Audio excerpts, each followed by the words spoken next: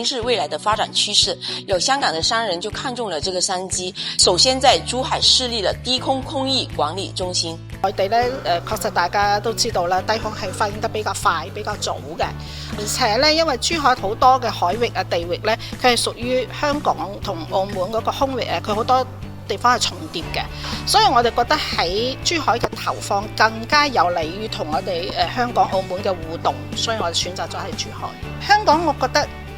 兩個建議，第一融合大灣區嘅嗰個跨境啦，喺個城市入邊轉咧佢係有限嘅，咁所以我哋希望香港又好、澳門又好啦、珠海又好啦，做一個樣板出嚟，俾大家更有信心，咪多啲過嚟同我哋技術交流呢，就希望都用呢套嘢，咁我哋就大灣區就低空融合就可能就好快能夠實現啦。第二，行出去，內地又好，香港又好，其實喺低空管理上係比海外其他歐美國家更早嘅、更先進，所以我哋想借助香港一個窗口行出去，將香港變成一個國際低空發展嘅一個總部。